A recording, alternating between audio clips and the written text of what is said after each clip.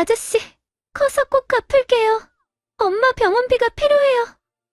10살 소녀의 간절한 외침이 서울 강남역 앞 차가운 겨울 공기를 갈랐습니다. 강서연이라는 이름의 이 작은 아이는 지금 자신의 인생에서 가장 절망적인 순간을 맞고 있었어요. 서연의 작은 손이 떨리며 검은 가죽 지갑을 움켜쥐었습니다. 방금 전까지 한 남자의 주머니에 있던 그 지갑이었죠. 서연은 뒤도 돌아보지 않고 달렸어요. 작은 다리로는 한계가 있었지만 엄마를 살려야 한다는 절박함이 그 아이에게 날개를 달아준 것 같았습니다. 잠깐, 그 목걸이는 어디서?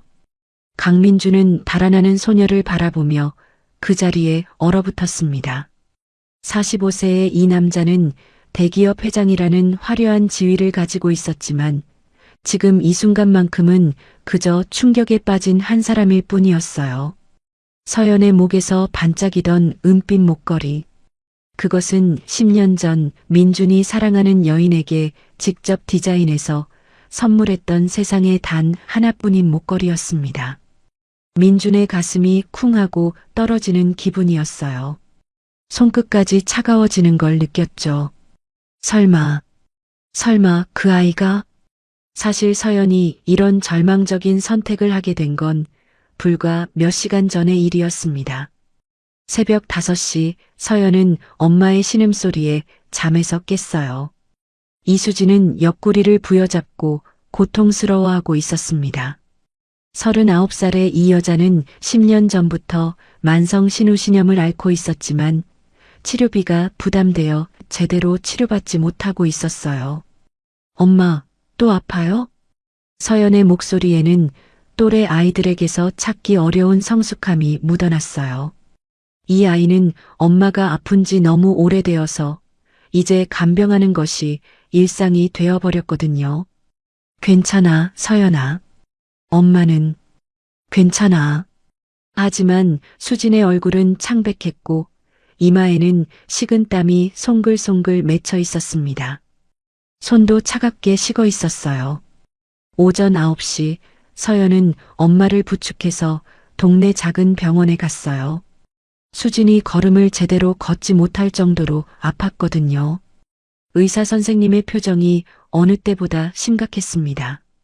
이수진 씨, 이번에는 정말 위험해요. 만성 신우신염이 급성으로 악화됐어요. 지금 당장 큰 병원에서 입원 치료를 받아야 합니다. 입원 치료요? 그럼 비용이. 수진의 목소리가 떨렸어요. 최소 200만 원은 들 거예요. 그리고 더 이상 미루면 신장에 돌이킬 수 없는 손상이 올 수 있어요. 정말 위험합니다. 수진의 얼굴이 하얗게 변했습니다. 200만 원이라는 돈은 그들에게는 하늘의 별 따기였거든요. 월 120만 원의 식당 아르바이트로 월세 60만 원을 내고 나면 생활비로도 빠듯한 상황이었어요. 서연은 엄마의 떨리는 손을 꼭 잡았습니다. 아이의 마음속에는 한 가지 생각만 가득했어요. 엄마를 살려야 해. 어떻게든 살려야 해. 오후 1시 서연은 엄마를 병원에 남겨두고 혼자 거리로 나왔어요. 어떻게든 돈을 구해야 했거든요. 하지만 10살 아이가 할 수 있는 일이란 고작 전단지 나눠주기나 심부름 정도였습니다. 서연은 주머니에서 동전들을 꺼내 다시 한번 세어봤어요. 32,000원. 그동안 전단지 돌리고 빈병 주어서 모은 돈이 전부였습니다. 200만 원과는 정말 까마득한 차이였어요. 어떻게 하지? 어떻게 하면 엄마를 살릴 수 있을까? 서연의 눈에 눈물이 고였습니다. 추운 겨울바람이 어린아이의 볼을 더욱 빨갛게 만들었어요. 강남역 앞 사거리에서 서연은 멈춰 섰어요. 점심시간이라 사람들이 바쁘게 지나다니고 있었습니다. 그때였어요. 한 남자가 택시에서 내리며 전화를 받고 있었어요. 깔끔한 정장을 입은 그 남자는 전화 통화에 집중하느라 자신이 떨어뜨린 지갑을 전혀 알아채지 못했습니다. 검은 가죽 지갑이 바닥에 떨어져 있었어요. 서연의 시선이 그 지갑에 멈춰 섰습니다. 그 순간 세상이 멈춘 것 같았어요. 심장이 쿵쿵거리며 너무 크게 뛰어서 다른 사람들도 들을 수 있을 것 같았습니다. 엄마의 목소리가 머릿속에서 들려왔어요. 서연아, 아무리 어려워도 남의 것을 탐내면 안 돼. 그건 나쁜 일이야. 우리는 정직하게 살아야 해. 하지만 동시에 엄마의 아픈 신음소리도 함께 떠올랐습니다. 서연은 한 발짝 앞으로 나아갔습니다. 그리고 멈췄어요. 또 한 발짝 나아갔습니다. 주변 사람들은 각자의 일상에 바빠서 바닥에 떨어진 지갑에는 아무도 관심을 갖지 않았어요. 서연의 온몸이 떨렸습니다. 손끝이 시려웠고 목구멍이 말라왔어요. 지금 이 선택이 자신의 인생을 바꿔버릴 거라는 걸 어린 아이도 본능적으로 알고 있었거든요. 미안해요, 엄마. 정말 미안해요. 서연의 목소리가 떨렸습니다. 작은 손이 천천히 지갑에 다가갔어요. 마치 불에 닿을 때처럼 뜨거웠습니다. 서연의 작은 손이 지갑을 집어들었어요. 그 순간 서연의 심장은 가슴에서 튀어나올 것처럼 뛰었습니다. 온몸에 전율이 흘렀어요. 바로 그때였어요. 지갑을 떨어뜨린 남자가 전화를 끊고 고개를 돌렸습니다. 민준의 눈과 서연의 눈이 마주쳤어요. 시간이 멈춘 것 같았습니다. 두 사람 모두 그 자리에서 얼어붙었어요. 거기서 민준의 외침이 거리에 울려 퍼졌습니다. 하지만 서연은 이미 몸을 돌려 달리기 시작했어요. 커서 꼭 갚을게요. 엄마가 죽을 수도 있어요. 서연의 간절한 외침이 찬 공기를 갈랐습니다. 아이는 눈물을 흘리며 달렸어요. 뒤에서 잡아라. 도둑이야. 하는 소리가 들렸지만 서연은 절대 멈출 수 없었습니다. 작은 다리로 골목길을 누비며 달렸어요. 숨이 목까지 차올랐지만 엄마 생각만 하면 더 빨리 달릴 수 있었습니다. 가방이 어깨에서 미끄러져도 신경 쓸 겨를이 없었어요. 엄마, 기다려요. 제가 구해올게요. 민준도 뒤쫓았지만 서연은 어린아이 특유의 민첩함으로 사람들 사이를 빠져나갔습니다. 하지만 그 추격전 중에 민준은 계속해서 서연의 목에서 반짝이는 것을 보고 있었어요. 그 은빛 목걸이. 10년 전 자신이 직접 디자인해서 만들었던 그 특별한 목걸이였습니다. 민준의 발걸음이 조금씩 느려졌어요. 설마, 정말 설마. 민준의 가슴 속에서 이상한 감정이 올라왔습니다. 분노보다는 충격이었고 충격보다는 무언가 간절한 그리움 같은 것이었어요. 서연은 마침내 민준을 따돌리고 큰 병원으로 향했어요. 뛰느라 숨이 차서 가슴이 아팠지만 마음은 희망으로 가득했습니다.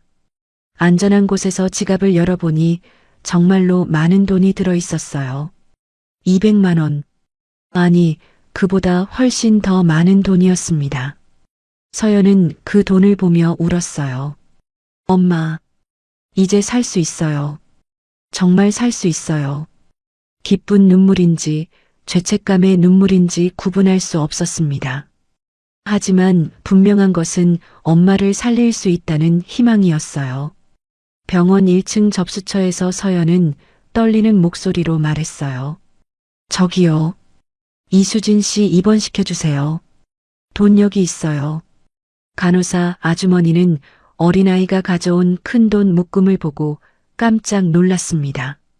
하지만 응급환자의 상황을 고려해 일단 입원 절차를 밟아주었어요. 서연아, 이 돈 어디서 났니? 나중에 수진이 물어봤을 때 서연은 대답할 수 없었습니다. 그냥 고개만 숙였어요. 한편 민주는 회사로 돌아왔지만 일에 전혀 집중할 수 없었어요. 계속해서 그 목걸이가 머릿속을 맴돌았거든요. 손이 떨려서 커피 잔을 제대로 들 수도 없었습니다. 정우야, 10년 전에 내가 만든 목걸이 기억나? 비서 정우가 조심스럽게 고개를 끄덕였어요. 네, 회장님께서 직접 디자인하신 그 특별한 목걸이요. 이수진 과장님께 드린. 그래, 바로 그거야. 민준의 목소리가 떨렸어요. 갑자기 10년 전의 기억들이 물밀듯이 밀려왔습니다. 수진의 따뜻한 미소, 함께 보낸 행복했던 시간들, 그리고 자신이 저지른 끔찍한 배신. 그날 밤 서연은 엄마 병실에서 잠들지 못했어요. 수진은 링거를 맞으며 몇 달 만에 처음으로 편안하게 잠들어 있었지만 서연의 마음은 복잡했습니다. 나는 도둑이 됐어. 엄마가 알면 어떻게 생각할까? 하지만 엄마가 죽으면 나는 어떻게 살지? 서연은 창밖을 바라보며 작은 주먹을 꽉 쥐었어요. 언젠가 꼭 갚을 거예요. 커서 돈 많이 벌어서 꼭 갚을 거예요.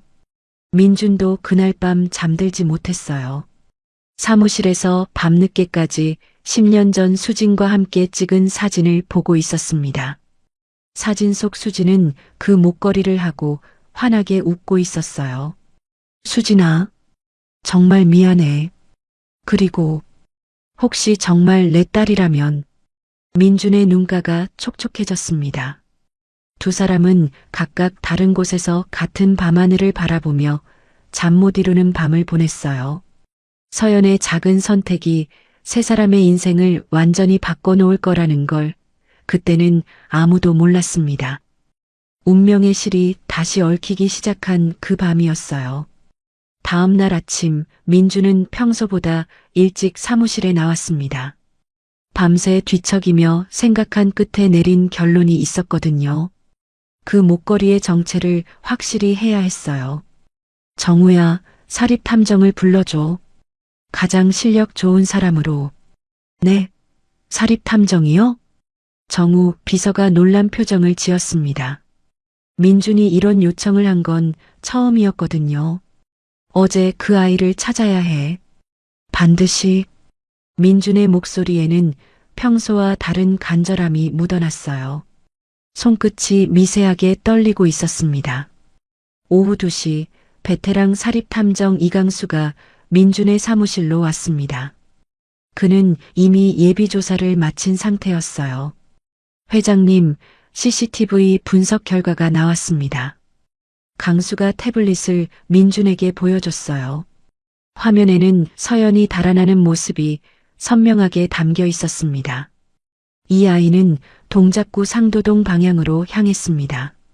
그리고 강수가 화면을 확대했어요. 서연의 목걸이가 햇빛에 반짝이는 모습이 보였습니다. 이 목걸이, 특이한 디자인이네요. 시중에서 파는 건 아닌 것 같습니다. 민준의 심장이 빨라졌습니다. 바로 그 목걸이였어요. 의심할 여지 없이. 이 목걸이는 10년 전에 내가 직접 디자인해서 만든 거야. 민준이 조용히 말했어요. 강수의 눈이 커졌습니다. 직접 디자인하신 거라고요? 그럼 혹시... 그래, 내가 아는 사람이 하고 있을 가능성이 높아. 이수진이라는 여자에게 준 거거든. 민준은 책상 서랍에서 10년 전 사진을 꺼냈어요. 수진이 그 목걸이를 하고 웃고 있는 사진이었습니다. 이 여자를 찾아줘. 그리고 그 아이가 이 여자와 어떤 관계인지 확인해줘. 민준의 목소리가 떨렸어요. 가슴속 깊은 곳에서 무언가 터져나올 것 같은 느낌이었습니다. 같은 시각 병원에서는 서연이 엄마 곁을 지키고 있었어요. 수진의 상태는 많이 좋아졌습니다. 링거 치료와 항생제 덕분에 열도 내리고 안색도 돌아왔어요. 서연아, 엄마가 많이 좋아졌지? 네, 엄마. 정말 다행이에요. 서연은 안도의 한숨을 쉬었지만 동시에 가슴 한구석에서는 불안이 자라나고 있었어요. 어제 한 일이 자꾸만 머릿속을 맴돌았거든요. 그분이 경찰에 신고하면 어떻게 하지? 나 때문에 엄마까지 힘들어지면. 그런데 서연아, 수진이 딸의 손을 잡았어요. 딸의 표정이 평소와 달라 보였거든요. 이 입원비 어떻게 마련한 거니? 엄마가 아는 한 우리 집에 이런 돈은 없었는데 서연의 심장이 쿵 떨어지는 기분이었어요. 엄마의 예리한 눈빛을 피하고 싶었지만 어디로 시선을 돌려야 할지 몰랐습니다. 그냥 제가 모아둔 돈으로. 서연아, 엄마는 바보가 아니야. 10살짜리가 어떻게 200만 원을 모을 수 있겠니? 수진의 목소리가 점점 심각해졌어요.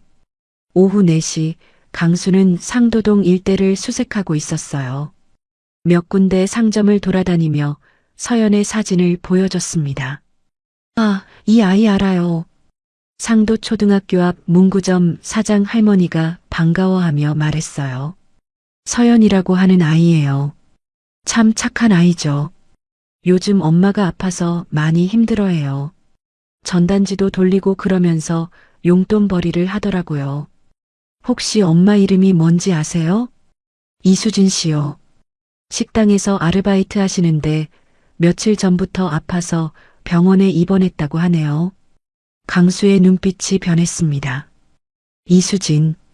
민준이 찾고 있던 바로 그 이름이었어요. 강수는 즉시 민준에게 전화했어요. 회장님, 확인됐습니다. 그 아이의 이름은 강서연이고 어머니는 이수진입니다. 민준의 손에서 휴대폰이 떨어질 뻔했어요. 강서연. 성이 강씨였습니다. 그리고 아이 나이가 정확히 10살입니다. 민준의 머릿속이 하얘졌어요. 10년 전 수진과 헤어진 시기와 정확히 맞아떨어졌습니다. 더 자세한 조사가 필요하겠지만 상황상 그 아이가. 알겠어. 일단 그만해줘. 민준은 전화를 끊고 한동안 멍하니 앉아 있었어요. 온몸에 전율이 흘렀습니다. 저녁 시간 서연은 더 이상 엄마의 추궁을 견딜 수 없었어요. 엄마, 사실은. 서연의 목소리가 떨렸습니다. 사실은 뭐니, 서연아? 제가. 말이 목구멍에서 막혔어요. 나쁜 일을 했다는 말을 차마 할 수 없었거든요. 길에서 지갑을 주었는데 돌려주지 못했어요. 서연은 끝까지 훔쳤다는 말을 하지 못했습니다.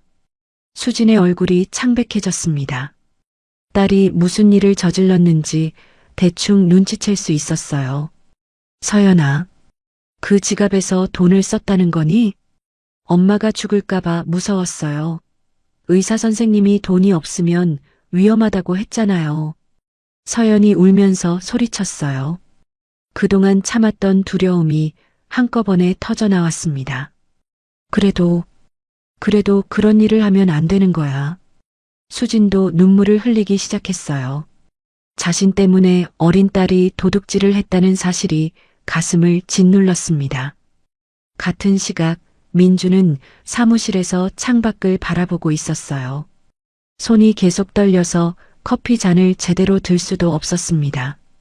내 딸이, 정말 내 딸이 내 지갑을 훔친 거야? 생각할수록 아이러니했어요. 10년 전 자신이 버린 딸이 자신의 지갑을 훔쳐서 엄마를 살렸다니.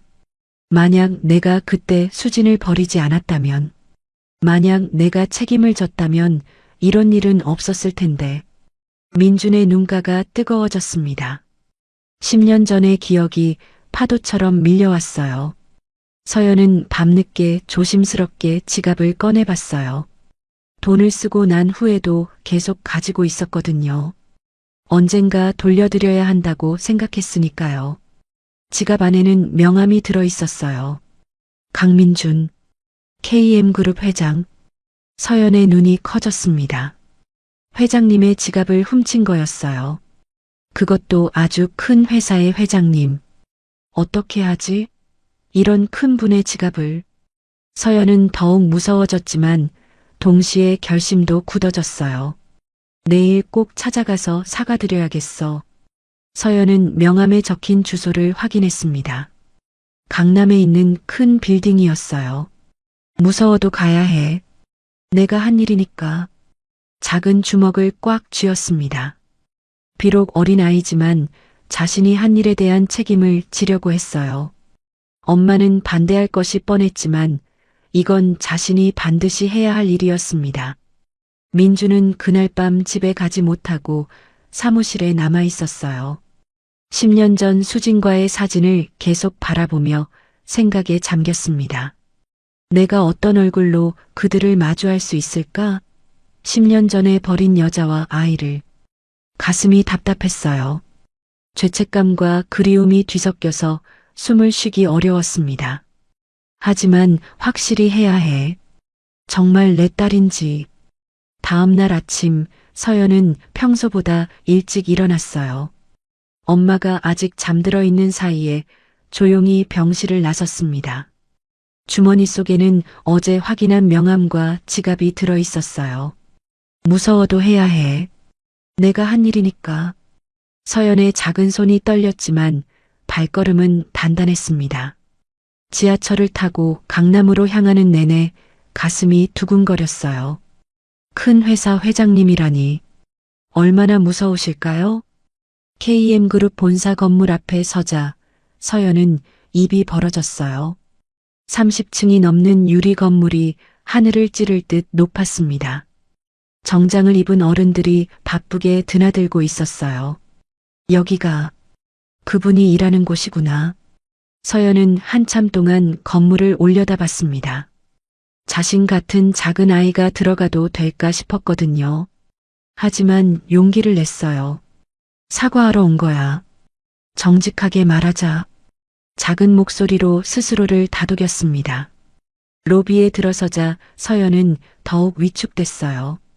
대리석 바닥이 너무 반질거려서 자신의 낡은 운동화가 부끄러웠습니다.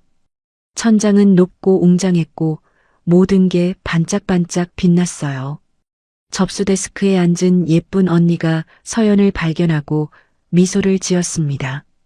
어서 와요, 꼬마 손님. 어떻게 오셨어요? 저기요. 서연의 목소리가 작아졌어요. 주변 어른들의 시선이 자신에게 쏠리는 것 같았거든요. 강민준 회장님을 만나고 싶어요. 접수 직원이 놀란 표정을 지었습니다. 회장님요? 약속은 있으세요? 아니요. 하지만 꼭 만나야 해요. 이걸 돌려드려야 하거든요. 서연이 떨리는 손으로 지갑을 꺼냈어요. 접수 직원의 눈이 커졌습니다. 이게 회장님 지갑인가요? 네. 제가 주어서. 아니, 제가. 서연은 말을 잇지 못했어요. 훔쳤다는 말이 차마 나오지 않았거든요. 잠깐만 기다려보세요. 확인해 볼게요. 30층 회장실에서 민주는 서류를 보고 있었지만 집중이 되지 않았어요. 어젯밤부터 계속 그 아이 생각뿐이었거든요. 회장님, 1층에서 연락이 왔는데 정우 비서가 조심스럽게 말했어요. 10살 정도 되는 여자아이가 회장님 지갑을 가지고 와서 돌려드리겠다고 하는데요. 민준의 심장이 멈춘 것 같았습니다. 손에 들고 있던 펜이 떨어졌어요. 지금? 네, 지금 1층 로비에 있습니다. 민주는 자리에서 벌떡 일어났어요. 온몸에 전율이 흘렀습니다. 민주는 엘리베이터를 타고 1층으로 내려갔어요. 30층에서 1층까지 가는 짧은 시간이 영원처럼 느껴졌습니다. 가슴이 너무 빨리 뛰어서 숨이 가빠왔어요. 정말 그 아이일까? 정말 내 딸일까? 손끝이 차갑게 식어갔습니다. 10년 전 수진과의 기억이 파도처럼 밀려왔어요. 행복했던 시간들, 그리고 자신이 저지른 배신. 엘리베이터 문이 열리는 순간 민준의 발걸음이 멈췄어요. 로비에 서 있는 작은 소녀가 보였습니다. 낡은 점퍼를 입고 초라한 모습이었지만 민준의 눈에는 세상에서 가장 소중해 보였어요. 서연도 엘리베이터에서 나오는 정장 입은 남자를 봤습니다. 키가 크고 날카로운 인상이었지만 왠지 무섭지 않았어요. 저분이 그분일까? 두 사람은 몇 미터 떨어진 채로 서로를 바라봤습니다. 시간이 멈춘 것 같았어요. 민준이 서연에게 다가갔어요. 그리고 서연의 목에서 반짝이는 은빛 목걸이를 확인했습니다. 의심할 여지 없이 자신이 10년 전에 만들어준 그 목걸이였어요. 민준의 눈가가 촉촉해졌습니다. 가슴 깊은 곳에서 뭔가 터져나오는 것 같았어요. 너는, 저기요, 회장님이세요? 서연이 조심스럽게 물어봤어요. 목소리가 떨리고 있었습니다. 응, 그래. 민준도 목소리가 떨렸어요. 이 작은 아이가 정말 자신의 딸일까요? 이거 회장님 지갑이에요. 서연이 두 손으로 지갑을 내밀었어요. 작은 손이 심하게 떨리고 있었습니다. 정말 죄송해요. 제가 나쁜 일을 했어요. 서연의 눈에 눈물이 맺혔어요.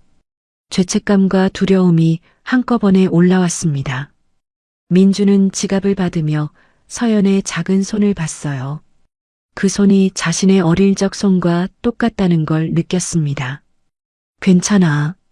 민준의 목소리는 부드러웠어요. 화가 나기는커녕 이 작은 아이가 안쓰럽기만 했거든요. 혹시 너 이름이 뭐니? 민준이 조심스럽게 물어봤어요. 가슴이 쿵쾅거려서 서연도 들을 수 있을 것 같았습니다. 강서연이에요. 강서연. 민준이 그 이름을 되뇌었어요. 성이 강씨였습니다. 혹시 수진이 자신의 성을 따서 너 엄마 이름은 뭐니? 이수진이에요. 그 순간 민준의 세상이 무너지는 것 같았어요. 이수진. 10년 전 자신이 사랑했던 여자, 그리고 자신이 배신한 여자의 이름이었습니다. 이수진이 제 엄마예요. 서연의 말에 민주는 그 자리에 주저앉을 뻔했어요. 다리에 힘이 빠졌습니다. 온몸이 떨렸어요. 정말 내 딸이야. 민준의 눈에서 눈물이 흘러내렸습니다. 10년 동안 그리워했던 수진의 딸, 그리고 자신의 딸이 바로 눈앞에 있었어요. 아저씨, 괜찮으세요?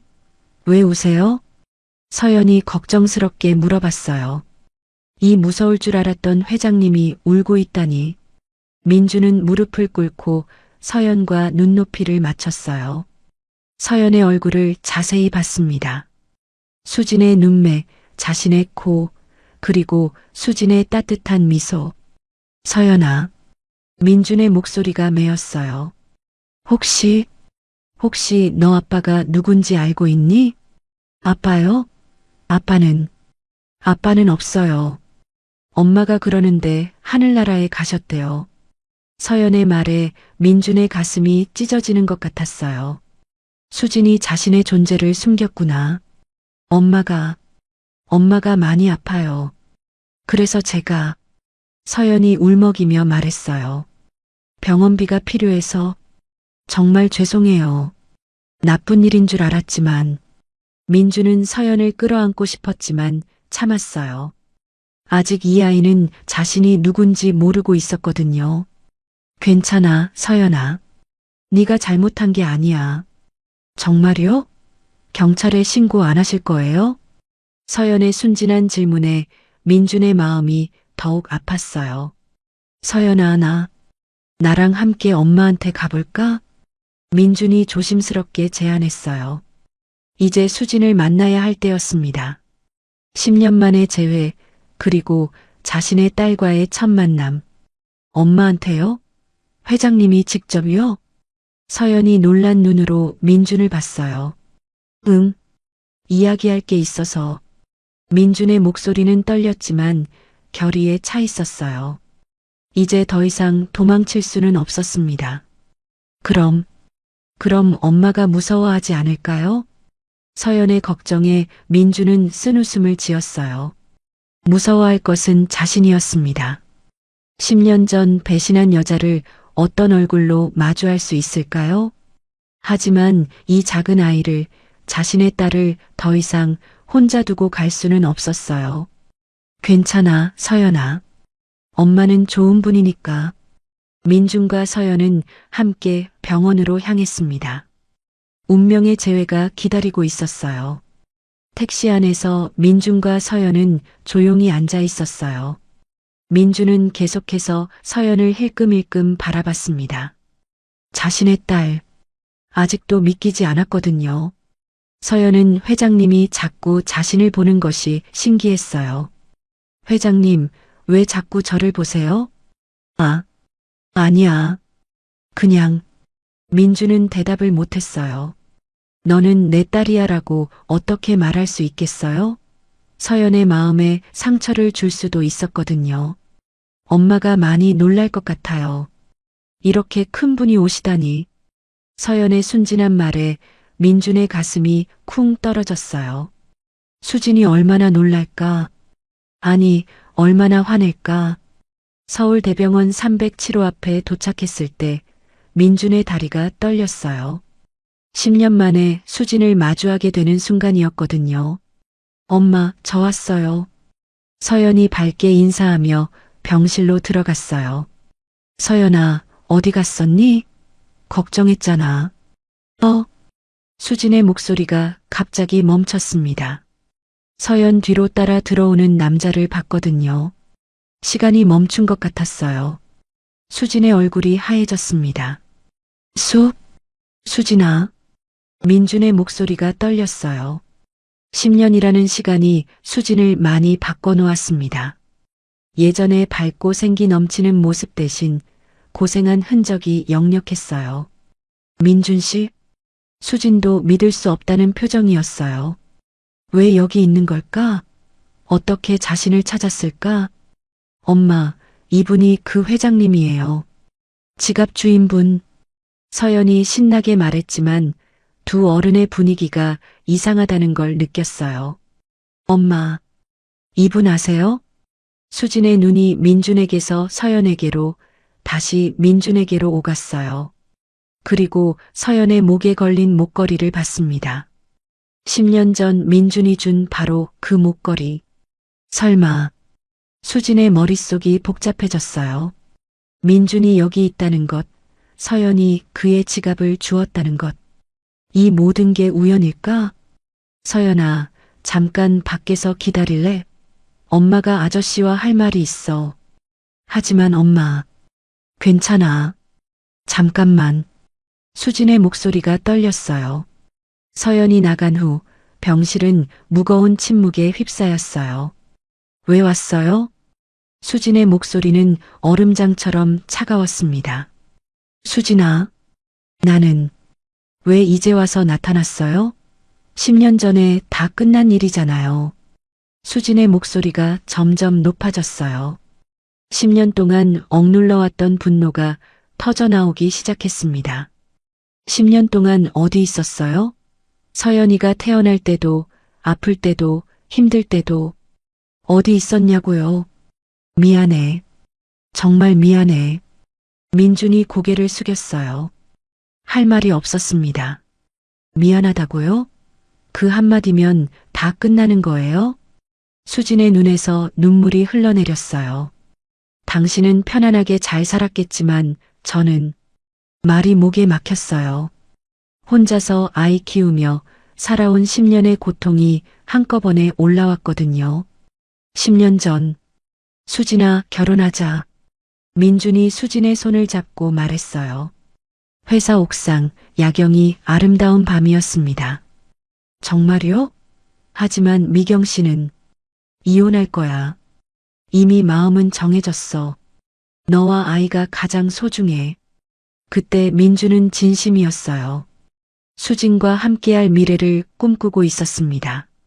하지만 며칠 후, 여보, 우리 다시 시작해요. 제가 모든 걸 정리하고 새 출발할게요. 미경이 눈물을 흘리며 매달렸어요. 10년 결혼 생활의 무게, 주변의 시선, 사회적 지위, 모든 게 민준을 짓눌렀습니다. 수진아, 나 할 말이 있어. 민준이 카페에서 수진을 만났어요. 수진은 배가 조금 나온 상태였습니다. 무슨 말이요? 미안해. 정말 미안해. 하지만 나는 설마 아니겠죠? 수진의 얼굴이 창백해졌어요. 민준의 표정에서 불길한 예감을 느꼈거든요. 미경이랑 다시 해보기로 했어. 그 순간 수진의 세상이 무너졌어요. 손에 들고 있던 커피잔이 떨어져 깨졌습니다. 당신이 먼저 결혼하자고 했잖아요. 아이도 있는데. 미안해. 정말 미안해. 민주는 그 말만 반복했어요. 수진의 절망적인 표정을 차마 볼 수 없었거든요. 그때 정말 죽고 싶었어요. 수진이 떨리는 목소리로 말했어요. 임신한 몸으로 혼자 어떻게 살아야 할지 몰랐어요. 부모님께도 말 못하고 친구들도 다 등 돌리고 민준의 가슴이 찢어지는 것 같았어요. 하지만 서연이 있었어요. 뱃속의 서연이가 저를 붙잡아줬어요. 이 아이만큼은 잘 키워야겠다고. 수진아, 그런데 지금 와서 뭐해요? 지갑 하나 때문에 나타나서 우리 인생을 다시 흔들어 놓으려고요? 복도에서 기다리던 서연은 엄마의 큰 목소리를 들었어요. 화가 난 것 같았습니다. 왜 엄마가 저렇게 화를 내시지? 회장님이 뭘 잘못했을까? 서연은 병실 문 앞에서 서성거렸어요. 들어가야 할까 말아야 할까? 그때 간호사 아주머니가 지나가며 말했어요. 어머, 너 혹시 307호 환자분 딸이니? 엄마랑 아빠가 이야기하고 계시는구나. 아빠요? 서연의 눈이 커졌어요. 응, 아까운 아저씨. 너랑 닮았더라. 서연은 간호사 말에 머릿속이 하얘졌어요. 아빠라고? 그 회장님이 내 아빠라고? 서연은 문틈으로 안을 들여다봤어요. 엄마가 울고 있었고 회장님도 고개를 숙이고 있었습니다. 진짜 내 아빠야? 서연의 온몸이 떨렸어요. 10년 동안 궁금했던 아빠가 바로 자신이 지갑을 훔친 그 사람이라니. 서연이 병실로 뛰어들어왔어요. 엄마, 서연아? 수진이 깜짝 놀랐어요. 딸의 얼굴이 창백했거든요. 간호사 아주머니가 저분이 제 아빠래요. 정말이에요? 수진과 민준 모두 얼어붙었어요. 이렇게 갑자기 말해버릴 줄은 몰랐거든요. 서연아, 그건. 수진이 당황했어요. 어떻게 설명해야 할지. 엄마, 정말이에요? 저분이 제 아빠예요? 서연의 목소리가 떨렸어요. 기대와 두려움이 뒤섞여 있었습니다. 민준이 무릎을 꿇고 서연과 눈높이를 맞췄어요. 서연아, 그래, 아빠야. 늦었지만, 정말 늦었지만, 아빠? 서연이 민준을 바라봤어요. 꿈꿔왔던 아빠가 드디어 나타났습니다. 그럼 왜 지금까지 안 오셨어요? 서연의 순진한 질문에 민준과 수진 모두 답할 수 없었어요. 아빠가 있었는데 왜 엄마는 혼자 키우셨어요? 왜 아빠는 없다고 했어요? 서연의 목소리에 원망이 섞이기 시작했어요. 서연아, 싫어요. 지금 와서 아빠라고 하지 마세요. 서연이 소리쳤어요. 기대했던 만큼 실망도 컸습니다. 10년 동안 어디 있었어요? 엄마가 아플 때도, 제가 친구들한테 놀림받을 때도 민준의 눈에서 눈물이 흘러내렸어요. 딸의 원망이 가슴을 찔렀습니다. 그 순간 세 사람은 각자 다른 고통을 안고 있었어요. 10년의 세월이 만든 상처들이 한꺼번에 드러난 순간이었습니다. 며칠 후 수진은 퇴원했어요. 민준이 병원비를 모두 지불했지만 수진은 그것조차 부담스러워했습니다. 서연아, 우리 이사 가자. 이사요? 왜요, 엄마? 그냥 조용한 곳에서 지내고 싶어. 사실 수진은 민준이 다시 찾아올까봐 두려웠어요. 10년 전의 상처가 다시 벌어질까봐 무서웠거든요. 민준이 새 집 주소를 알아내고 찾아왔을 때 수지는 문도 열어주지 않았습니다. 수진아, 나야. 문 좀 열어줘. 가세요. 더 이상 우리를 괴롭히지 마세요. 문 너머로 들리는 수진의 목소리는 단호했어요. 서연은 학교에서 혼란스러워했어요. 아빠가 있다는 사실이 기쁘면서도 동시에 화가 났거든요. 서연아, 너 아빠 없다고 했는데 어제 학교 앞에서 정장 입은 아저씨가 널 보고 있었어. 친구 민지가 말했어요. 아니야, 우리 아빠 없어. 서연이 소리쳤어요. 아직 아빠를 받아들일 준비가 되지 않았습니다. 그럼 저 아저씨 누구야? 몰라. 그냥 아는 사람이야. 서연은 거짓말을 했어요. 친구들에게 복잡한 사정을 설명하기 어려웠거든요. 민주는 매일 서연의 학교 앞에 나왔어요. 멀리서라도 딸을 보고 싶었거든요. 서연이 친구들과 웃으며 걷는 모습을 보면 마음이 따뜻해졌어요. 하지만 동시에 자신이 그 행복에 끼어들 자격이 있을까 하는 생각도 들었습니다. 정우야, 서연이가 좋아하는 게 뭔지 알아봐. 네. 그런데 왜? 그냥 알고 싶어서. 민주는 딸에 대해 알고 싶은 게 너무 많았어요. 어떤 음식을 좋아하는지, 어떤 친구와 노는지, 꿈이 뭔지. 어느 날 서연은 학교에서 돌아오는 길에 민준을 봤어요. 차 안에서 자신을 바라보고 있는 민준의 모습이었습니다. 서연은 멈춰섰어요. 다가가야 할까 말아야 할까? 마음이 복잡했습니다.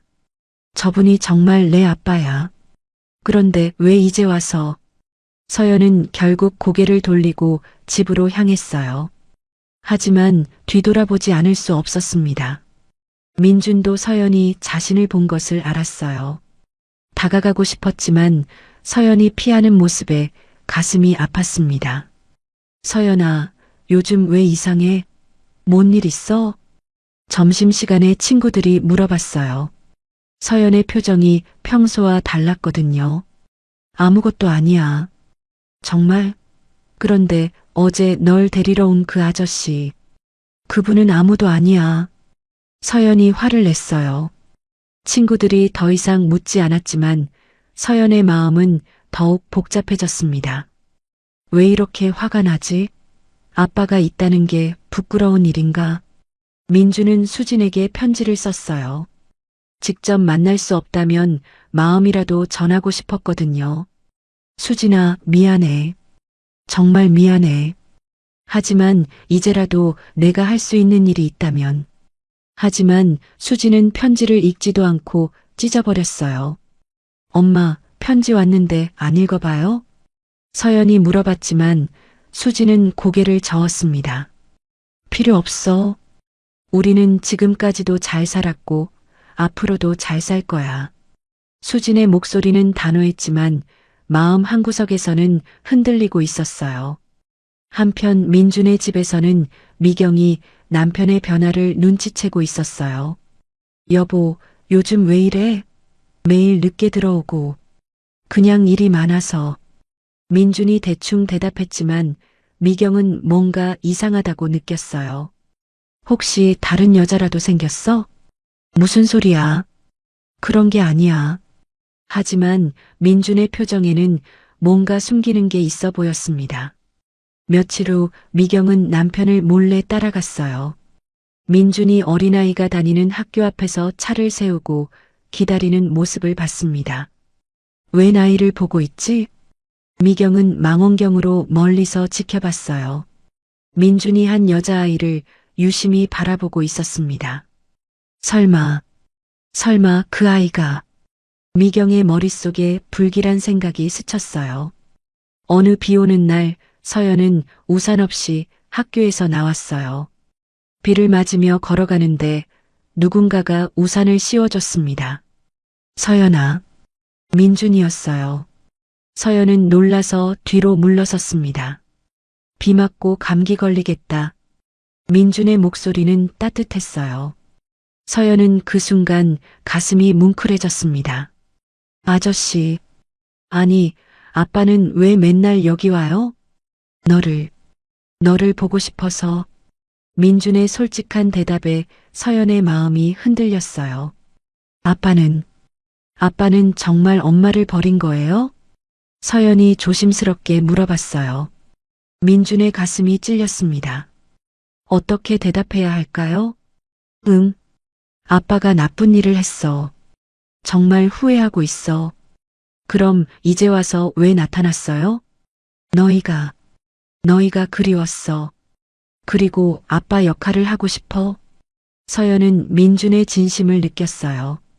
하지만 아직은 받아들이기 어려웠습니다. 엄마는 아빠를 싫어해요.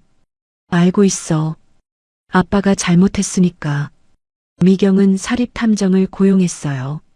남편의 이상한 행동을 조사하기 위해서였습니다. 며칠 후 탐정이 가져온 사진들을 보고 미경은 충격을 받았어요. 민준이 한 여자아이와 함께 있는 모습, 그리고 그 아이의 엄마로 보이는 여자의 사진. 이 여자, 10년 전에 본 적이 있는 것 같은데.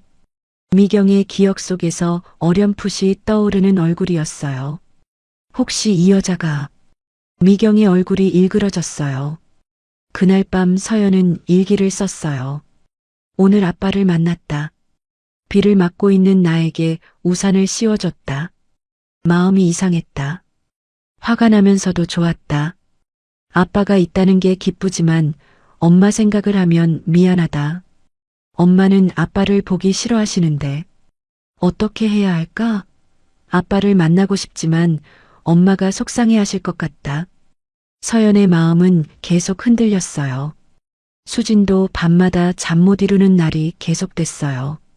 민준이 매일 학교 앞에서 서연을 지켜본다는 이야기를 들었거든요. 정말 변한 걸까? 아니면 또 다른 이유가 있는 걸까? 수진의 마음 한구석에서는 민준에 대한 그리움이 다시 고개를 들고 있었어요. 하지만 그것을 인정하기는 어려웠습니다. 서연이를 위해서라도 흔들리면 안 돼. 수진은 스스로에게 다짐했어요. 며칠 후 미경은 더 구체적인 증거를 찾기 위해 탐정에게 추가 조사를 의뢰했어요. 그 여자와 아이에 대해 모든 것을 알아보세요. 언제부터 남편과 만났는지, 그 아이가 정말 남편의 아이인지. 미경의 목소리는 차갑게 가라앉아 있었어요. 한편 민주는 여전히 매일 서연을 멀리서 지켜보고 있었고 수지는 그런 민준을 거부하고 있었습니다. 서연은 아버지에 대한 복잡한 감정으로 매일 고민하고 있었어요. 세 사람 모두 각자의 벽을 쌓고 있었지만 그 벽들이 조금씩 흔들리기 시작하고 있었습니다. 하지만 곧 더 큰 폭풍이 몰아칠 것이라는 걸 아무도 모르고 있었어요. 미경은 사립탐정 이강수로부터 두꺼운 봉투를 받았어요. 며칠 동안 조사한 결과가 담긴 보고서였습니다. 부인 확인됐습니다. 강수의 목소리는 무거웠어요. 그 여자 이름은 이수진이고 아이는 강서연입니다. 나이를 보면 회장님과 관련이 있을 가능성이 높습니다. 미경의 손이 떨렸어요.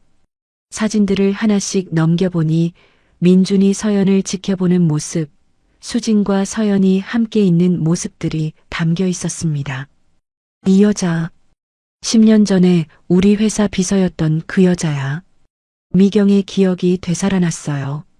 예뻤던 그 비서, 남편이 자주 야근한다고 했을 때 10년 전부터 이런 일이 있었던 거야. 미경이 사진들을 바닥에 내던졌어요. 온몸이 떨렸습니다. 그럼 그 아이는 정말 우리 남편이. 말이 끝나지 않았어요. 인정하기 싫었거든요. 부인, 어떻게 하시겠습니까? 강수가 조심스럽게 물어봤어요. 이혼 소송에 쓸 수 있을 만한 증거들인가요? 충분합니다. 혼외 자식의 존재는 이혼 소송에서 매우 유리한 증거가 됩니다. 미경의 입꼬리가 차갑게 올라갔어요. 그날 저녁 민준이 집에 돌아오자 미경이 거실 소파에 앉아 기다리고 있었어요. 테이블 위에는 사진들이 펼쳐져 있었습니다. 이게 뭐야? 민준의 얼굴이 하얘졌어요. 서연과 자신이 함께 있는 사진, 수진의 사진들이었습니다. 당신이 더 잘 알겠죠. 10년 전 그 여자, 그리고 당신의 딸. 미경의 목소리는 얼음처럼 차가웠어요. 미경아, 이건 변명하지 마요. 다 알고 있어요. 미경이 자리에서 일어났어요. 좋아요. 이혼하죠. 하지만 조건이 있어요. 미경의 눈빛이 날카로웠어요. 재산의 70%는 제가 가져가겠어요. 그리고 위자료 100억. 미경아, 그건 너무. 싫으면 이 사진들을 언론에 공개하죠. 대기업 회장의 숨겨진 딸, 흥미로운 기사가 될 것 같은데요. 민준의 가슴이 쿵 떨어졌어요.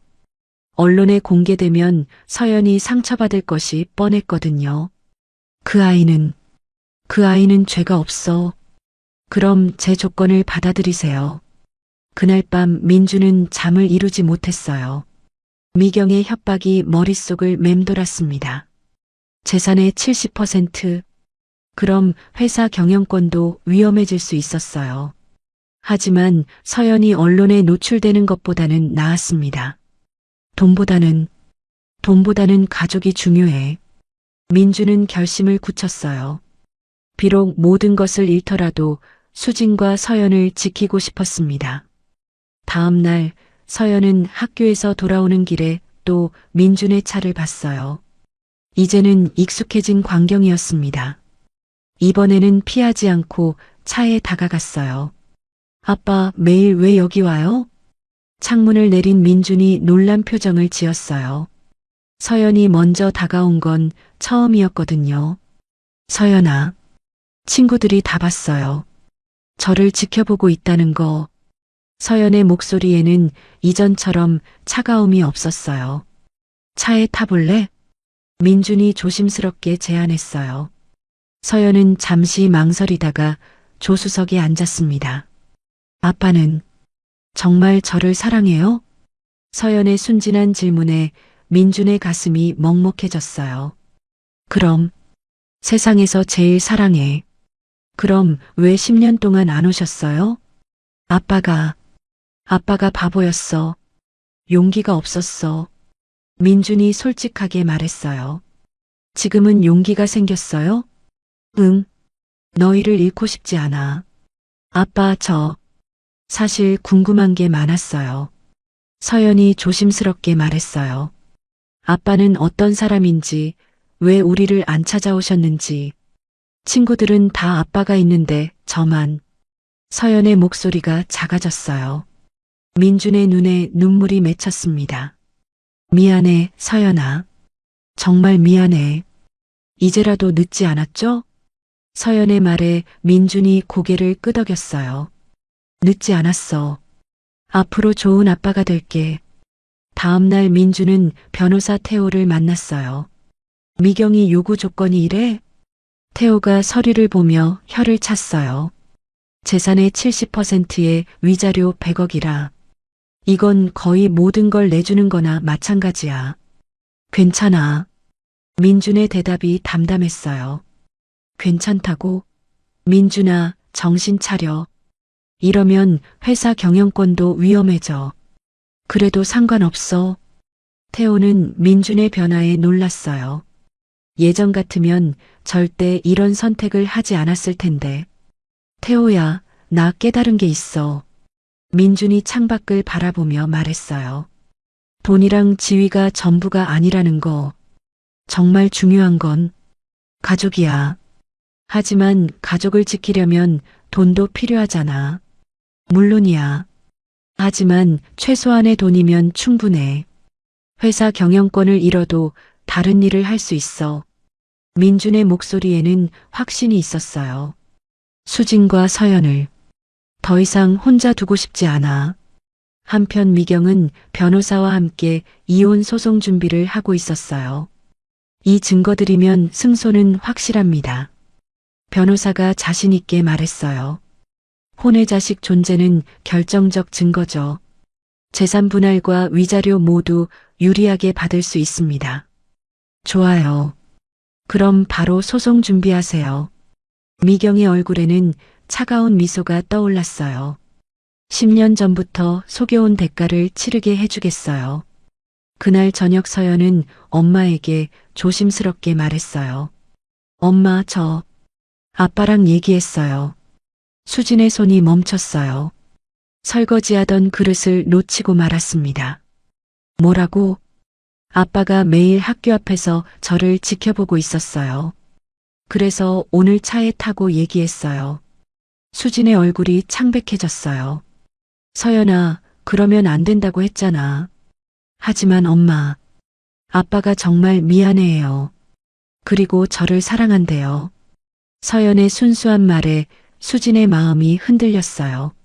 엄마는 아빠를 용서 못해요? 서연의 질문에 수진은 대답할 수 없었어요. 마음 한구석에서는 민준에 대한 그리움이 다시 고개를 들고 있었거든요. 서연아, 복잡한 일이야. 엄마도 잘 모르겠어. 하지만 우리가 가족이 되면 좋지 않을까요? 다른 친구들처럼. 서연의 바람에 수진의 눈가가 촉촉해졌어요. 그날 밤 민주는 미경의 협박을 받아들이기로 결심했어요. 모든 것을 잃더라도 가족을 택하겠다고. 미경은 내일부터 본격적인 이혼 소송을 시작할 준비를 마쳤어요. 민준을 완전히 무너뜨릴 계획이었습니다. 서연은 처음으로 아빠에 대한 따뜻한 감정을 느끼고 있었고, 수지는 자신도 모르게 흔들리고 있었어요. 세 사람의 운명이 다시 한번 큰 변화를 맞으려 하고 있었습니다. 이번에는 더 큰 시련이 기다리고 있었지만, 동시에 진정한 가족이 될 수 있는 희망도 싹트고 있었어요. 며칠 후, 서연은 다시 민준의 차에 올랐어요. 이번에는 더 이상 어색하지 않았습니다. 하지만 여전히 마음속에는 확인하고 싶은 것이 있었어요.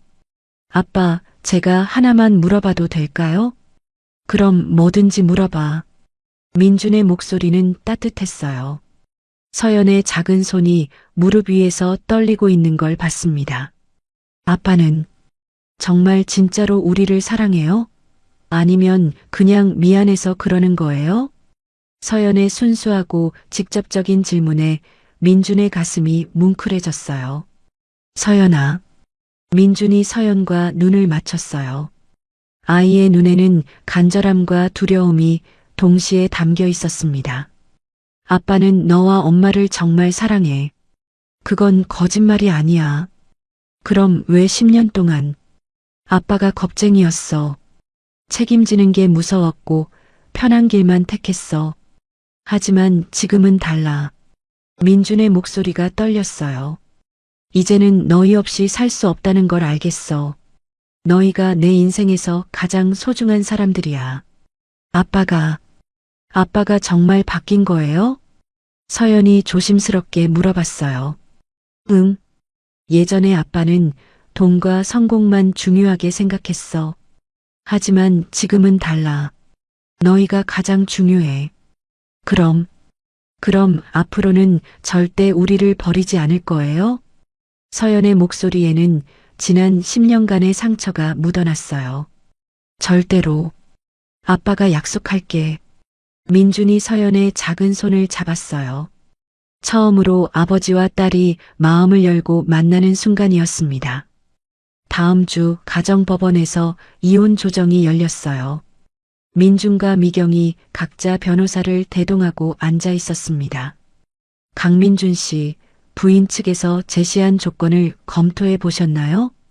판사가 물어봤어요. 네, 검토했습니다. 민준의 목소리는 담담했어요. 재산 분할 70%, 위자료 100억. 상당한 금액인데 이에 동의하시겠습니까? 동의합니다. 미경도 놀랐고 민준의 변호사 태호도 깜짝 놀랐어요. 조정 시간 중 휴식 시간에 태호가 민준을 붙잡았어요. 민준아, 정신 차려. 이러면 회사 지분이 넘어가서 경영권을 잃을 수도 있어. 알고 있어. 알고 있다고? 그럼 왜 이런 선택을 하는 거야? 태호가 답답해했어요. 30년 넘게 쌓아온 모든 걸 포기하는 거야. 태호야, 나에게는 더 중요한 게 생겼어. 민준의 목소리에는 확신이 담겨 있었어요. 회사보다 돈보다 소중한 게 있어. 수진과 서연이야. 민준이 창밖을 바라보며 말했어요. 이 나이에 다시 시작하는 게 쉽지 않을 거야. 하지만 후회하지 않아. 정말 괜찮은 거야? 응. 오히려 홀가분해. 이제 진짜 중요한 일에 집중할 수 있을 것 같아. 태호는 민준의 변화에 놀랐어요.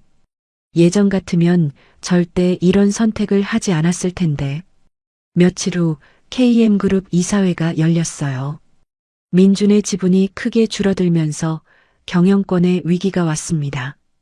회장님, 주주들이 경영진 교체를 요구하고 있습니다. 정우 비서가 걱정스럽게 보고했어요. 이혼으로 인한 이미지 실추와 경영 불안정을 이유로. 알겠어. 이사회를 소집해줘. 민주는 예상했던 일이라 담담했어요. 30년간 함께 해온 회사를 떠나는 게 아쉽지 않으세요? 물론 아쉽지. 하지만 선택의 문제야. 한편 수지는 서연을 통해 민준의 변화를 조금씩 느끼고 있었어요. 엄마 아빠가 회사를 그만둔대요. 뭐라고? 수진이 깜짝 놀랐어요. 왜 갑자기? 아빠 부인이 이혼하면서 돈을 많이 가져간대요. 그래서 회사를 계속할 수 없게 됐대요. 서연의 말에 수진의 마음이 복잡해졌어요. 설마 우리 때문에? 그럼 아빠는 앞으로 뭘 하실 거래? 다른 일을 찾아보신대요. 우리랑 더 많은 시간을 보내고 싶다고 하시던데. 서연의 말에 수진의 가슴이 뛰었어요. 정말 민준이 변한 걸까? 10년 전에는 회사가 전부였는데 정말 우리를 위해 모든 걸 포기한 거야? 수진의 마음 한구석에서 민준에 대한 감정이 다시 움트기 시작했어요. 민준의 마지막 출근 날 회사 직원들이 모두 나와서 배웅했어요. 회장님, 정말 가시는 건가요? 30년 동안 수고했어. 모두들 건강하고. 민준의 목소리가 메었어요. 아무리 선택한 일이라도 이별은 아팠습니다. 개인 물건들을 정리하며 민준은 10년 전 수진과 찍은 사진을 발견했어요. 이제 진짜 새로운 시작이야. 그날 저녁 서연은 민준을 만났어요. 아빠, 정말 회사 그만두셨어요? 응, 서연아. 아빠한테 회사가 제일 중요한 거 아니었어요? 예전에는 그랬지. 하지만 이제는 너와 엄마가 가장 중요해. 서연의 눈에 눈물이 맺혔어요. 아빠, 우리 때문에 이런 선택을 하신 거예요? 선택이 아니라 당연한 일이야. 가족이니까. 아빠, 사실 많이 원망했어요. 서연이 조심스럽게 말했어요. 왜 우리만 아빠가 없는지, 왜 다른 친구들은 다 아빠가 있는데. 미안해, 서연아. 하지만 이제는 아니에요. 아빠가 정말 우리를 사랑한다는 걸 알겠어요. 서연이 민준을 끌어안았어요. 처음으로 진심으로 아빠를 받아들이는 순간이었습니다. 그날 밤 수지는 서연으로부터 민준과의 대화를 들었어요. 엄마 아빠가 우리 때문에 회사까지 그만뒀대요. 정말 우리를 사랑하는 것 같아요. 서연의 말에 수진의 마음이 크게 흔들렸어요. 정말 변한 걸까? 예전의 민준이라면 절대 회사를 포기하지 않았을 텐데. 수지는 10년 전 민준의 모습과 지금의 모습을 비교해 봤어요. 확실히 달라져 보였습니다. 다음 날 아침 수지는 처음으로 민준에게 직접 전화를 걸었어요. 여보세요. 민준 씨인가요? 수진아, 정말 네가 전화한 거야? 민준의 목소리에 놀라움과 기쁨이 섞여 있었어요. 네. 할 얘기가 있어서요. 시간 되시면 잠깐 만날 수 있을까요? 수진의 목소리는 여전히 조심스러웠지만 이전처럼 차갑지는 않았어요. 물론이지. 언제든지. 민준의 가슴이 뛰었어요. 드디어 수진이 마음의 문을 조금 열어준 것 같았거든요. 며칠 후 둘은 조용한 카페에서 만나기로 약속했어요. 10년 만에 진정한 대화가 시작될 예정이었습니다. 민준의 진정한 선택이 마침내 수진의 마음을 움직이기 시작했어요. 수진을 만나기 전 민준은 집에서 시간을 보냈어요. 민준은 처음으로 아침에 일어날 이유가 없다는 걸 깨달았습니다. 30년 동안 매일 7시에 일어나 회사에 가던 습관이 갑자기 의미 없어진 거였어요. 뭘 하고 살지? 민주는 넓은 거실 소파에 앉아 천장을 바라봤어요. 손에는 리모컨이 들려 있었지만 TV를 켤 생각도 나지 않았습니다. 시계를 보니 오전 11시였어요. 예전 같으면 벌써 3개의 회의를 끝내고 있을 시간이었는데 이상해. 돈은 있는데 이렇게 허전할 줄 몰랐어. 며칠 후 민주는 백화점에 갔어요. 뭐라도 사면 기분이 나아질까 싶어서였습니다. 명품 매장에서 비싼 시계를 봤지만 전혀 갖고 싶지 않았어요. 예전 같으면 즉석에서 샀을 텐데. 사장님, 이 시계 어떠세요? 한정판이에요. 아, 그냥 보는 거예요. 민주는 매장을 나왔어요. 돈이 있어도 사고 싶은 게 없었습니다. 내가 뭘 위해 살고 있는 거지? 집으로 돌아오는 길에 민준의 마음은 더욱 무거워졌어요. 그날 저녁 서연을 만났을 때 아이가 궁금한 듯 물어봤어요. 아빠, 이제 뭐 하는 사람이에요? 서연의 순수한 질문에 민주는 멈췄어요. 뭐 하는 사람이냐고. 아빠는 말이 나오지 않았어요. 회장도 아니고 사업가도 아니고. 그럼 자신은 도대체 누구인가요? 회사 다니지 않으면 뭐 하며 사세요? 글쎄, 아직 정하지 못했어. 민준의 목소리가 작아졌어요. 그날 밤 민준은 거울을 보며 자신에게 물어봤어요. 강민준, 너는 누구냐? 거울 속의 자신은 대답하지 않았어요. 45년을 살아오면서 이렇게 자신이 누군지 모르겠다고 느낀 적은 처음이었습니다. 이제 뭘 해야 할지 모르겠어. 민주는 침대에 누워 천장을 바라봤어요. 잠이 오지 않았습니다. 며칠 후 약속했던 카페에서 수진과 만났어요. 10년 만에 진솔한 대화였습니다. 많이 힘들어 보여요. 수진이 민준의 얼굴을 보며 말했어요. 예전에 날카롭던 모습은 없고 지쳐 보였거든요. 응. 사실 뭘 해야 할지 모르겠어. 민준이 솔직하게 말했어요.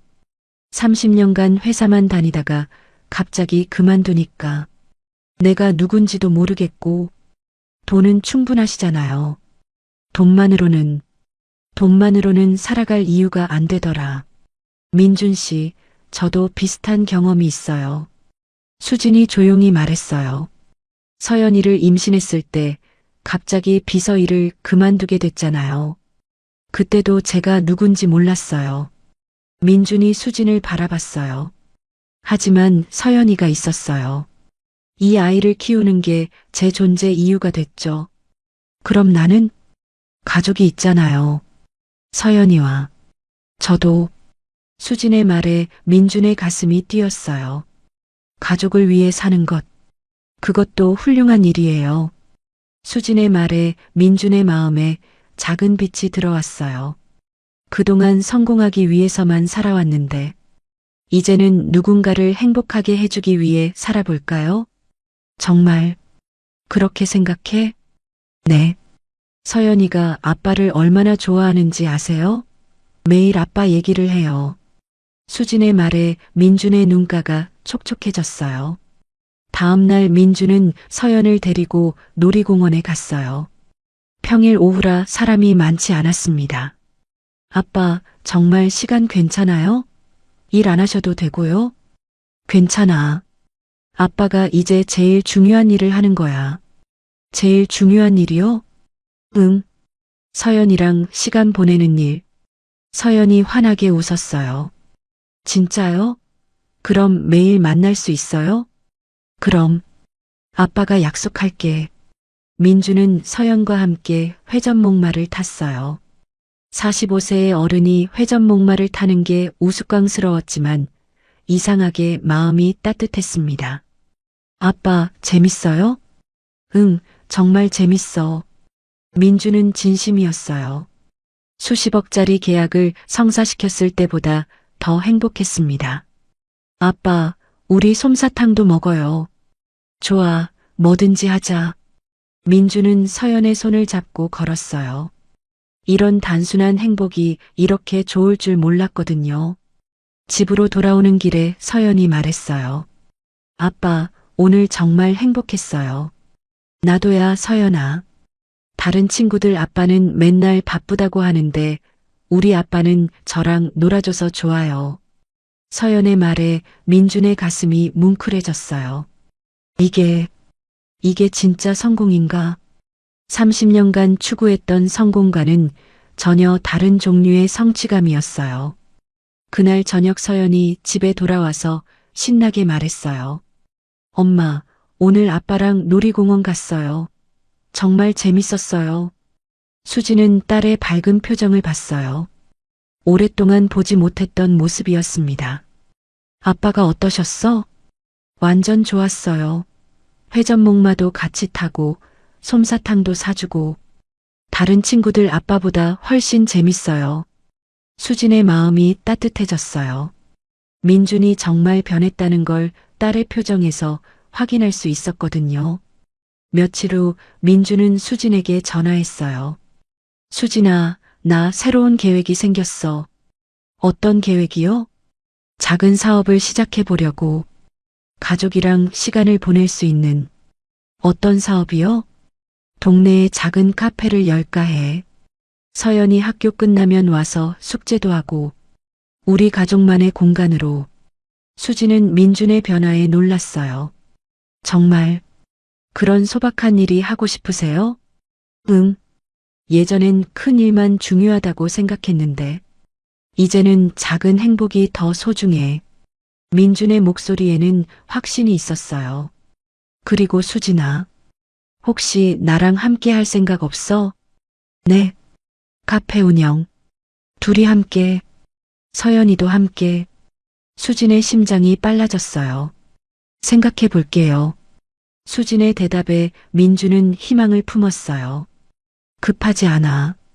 천천히 생각해줘. 민준 씨, 정말 많이 변하셨어요. 너희 덕분이야. 진짜 중요한 게 뭔지 알게 됐어. 그날 밤 민주는 오랜만에 편안한 잠에 들었어요. 처음으로 자신이 누구인지 알 것 같았거든요. 강민준, 서연이의 아빠이자 수진이를 사랑하는 남자, 그리고 가족과 함께 작은 행복을 만들어가는 사람. 그것만으로도 충분히 의미 있는 삶이었어요. 한 달 후 가정법원에서 마지막 이혼 조정이 열렸어요. 민준과 미경이 각자 변호사와 함께 앉아 있었습니다. 강민준 씨, 박미경 씨, 합의 내용을 최종 확인하겠습니다. 판사가 서류를 읽어 내려갔어요. 재산 분할 70%, 위자료 100억 원 지급, 양측 모두 이에 동의하시나요? 동의합니다. 민준의 목소리는 담담했어요. 미경도 고개를 끄덕였습니다. 그럼 이혼을 확정하겠습니다. 딱 하는 도장 소리와 함께 10년의 결혼 생활이 공식적으로 끝났어요. 민주는 이상하게 홀가분한 기분이었습니다. 법원을 나서며 미경이 민준에게 말했어요. 후회하지 마요. 당신이 선택한 일이니까. 후회 안 해. 오히려 고마워. 민준의 솔직한 대답에 미경이 놀랐어요. 뭐가 고맙다는 거예요? 날 자유롭게 해줘서. 이제 진짜 하고 싶은 일을 할 수 있게 됐어. 미경은 민준의 변화에 어이없다는 표정을 지었지만 더 이상 할 말은 없었어요. 같은 시각 수지는 집에서 깊은 고민에 빠져 있었어요. 민준이 제안한 카페 사업, 그리고 함께하자는 말이 계속 머릿속을 맴돌았거든요. 정말 믿어도 될까? 또다시 상처받지 않을까? 하지만 지난 몇 주간 본 민준의 모습은 확실히 달라졌어요. 서연과 함께하는 시간을 최우선으로 생각하고 돈보다 가족을 택하는 모습. 엄마, 뭔 생각해요? 서연이 엄마 옆에 앉았어요. 서연아, 엄마가 아빠랑 다시 함께 살면 어떨까? 정말요? 진짜 가족이 될 수 있어요? 서연의 눈이 반짝였어요. 하지만 엄마가 많이 다칠 수도 있어. 10년 전처럼 엄마 아빠가 많이 변했어요. 저도 느껴요. 서연이 엄마의 손을 잡았어요. 아빠는 이제 정말 우리를 사랑해요. 회사도 그만두셨잖아요. 그래도 무서워. 수진의 솔직한 마음이었어요. 엄마, 제가 지켜드릴게요. 아빠가 또 나쁜 일 하면 제가 혼내줄게요. 서연의 귀여운 말에 수진이 웃었어요. 그날 저녁 민준이 찾아왔어요. 손에는 작은 꽃다발을 들고 있었습니다. 수진아, 결정했어? 들어오세요. 수진이 문을 열어줬어요. 예전처럼 차갑게 거부하지 않았습니다. 거실에 앉아 민준이 꽃을 내밀었어요. 이게 뭐예요? 그냥 고마워서, 기회를 줘서. 민준의 진심이 느껴졌어요. 민준 씨, 솔직히 말할게요. 수진이 심각한 표정으로 말했어요. 아직도 무서워요. 10년 전 일이 또 반복될까봐. 알고 있어. 하지만 서연이를 보면 아빠가 필요하다는 걸 느껴요. 수진의 목소리가 떨렸어요. 그리고 저도 혼자 사는 게 지쳤어요. 민준의 가슴이 뛰었어요. 수진아, 한 번만 더 기회를 드릴게요. 하지만 이번에 또 저희를 버리면 절대 그런 일 없을 거야. 약속해. 엄마, 정말이에요? 방에서 듣고 있던 서연이 뛰어나왔어요. 우리가 진짜 가족이 되는 거예요? 응, 서연아. 수진이 딸을 안아주었어요. 아빠, 정말 기뻐요. 서연이 민준에게 달려가 안겼어요. 민준의 눈에서 눈물이 흘러내렸습니다. 고마워, 서연아. 아빠를 용서해줘서. 이제 용서할 것도 없어요. 우리가 진짜 가족이니까. 그럼 우리 정말 카페예요? 서연이 신나서 물어봤어요. 응, 우리 세 명이 함께 운영하는 거야. 민준이 웃으며 대답했어요. 카페 이름은 뭘로 할까? 서연이네 카페는 어때? 수진의 제안에 서연이 박수쳤어요. 좋아요. 제 이름으로. 그럼 결정. 서연이네 카페로. 민준도 동의했어요. 그날 밤 서연이 잠든 후 수진과 민준은 조용히 앉아 차를 마셨어요. 민준 씨, 정말 많이 변하셨어요. 너희 덕분이야. 10년 전에는 이런 모습 상상도 못했어요. 수진의 목소리에 아직도 약간의 상처가 남아 있었어요. 미안해, 수진아. 평생 미안할 거야. 이제 그런 말 하지 마세요. 다 지난 일이에요. 수진이 민준의 손을 잡았어요. 수진아, 나를 정말 용서해 준 거야? 민준이 조심스럽게 물어봤어요. 네. 완전히 용서했어요. 수진의 대답에 민준의 어깨가 떨렸어요. 하지만 앞으로 다시는 그런 일 없어야 해요. 약속해. 내 인생에서 가장 소중한 건 너희야. 저도 다시 민준 씨를 믿어보려고 해요. 두 사람의 10년간의 상처가 조금씩 아물어가고 있었어요. 아빠, 엄마, 뭐 하세요? 다음 날 아침 서연이 부엌으로 왔어요. 민준과 수진이 함께 아침을 준비하고 있었습니다. 서연아, 오늘부터 아빠가 우리랑 같이 살기로 했어. 정말요? 진짜요? 서연이 뛸 듯이 기뻐했어요. 그럼 이제 우리 진짜 가족이야. 민준이 서연을 들어 올렸어요. 사랑해, 서연아. 저도 사랑해요, 아빠. 세 사람이 함께하는 첫 아침 식사였어요. 소박한 밥상이었지만 그 어떤 호화로운 식사보다 따뜻했습니다. 아빠, 오늘 뭐 해요? 카페 자리 알아보러 갈 거야. 같이 갈래? 네, 저도 가고 싶어요. 우리 모두 같이 가자. 수진도 웃으며 말했어요. 이제 모든 일을 같이 하는 거야. 오후에 세 가족은 손을 잡고 동네를 돌아다녔어요. 카페로 쓸만한 곳을 찾아보는 일이었지만 마치 소풍을 나온 것 같았습니다. 여기 어때? 민준이 작은 상가 건물을 가리켰어요. 햇볕도 잘 들고 서연이 학교에서도 가까워. 좋아요. 여기서 카페 하면 친구들이 놀러 올 수 있어요. 서연이 신나했어요. 그럼 여기로 정할까? 수진도 만족스러워했어요. 좋아. 우리 가족의 첫 번째 사업장이다. 그날 저녁 집으로 돌아와서 세 사람은 거실에 앉아 미래 계획을 세웠어요. 카페 오픈은 언제 할까? 한 달 후면 어떨까요? 좋아. 그때까지 준비 열심히 하자. 서연이 손뼉 쳤어요. 민주는 수진과 서연을 바라보며 마음속으로 다짐했어요.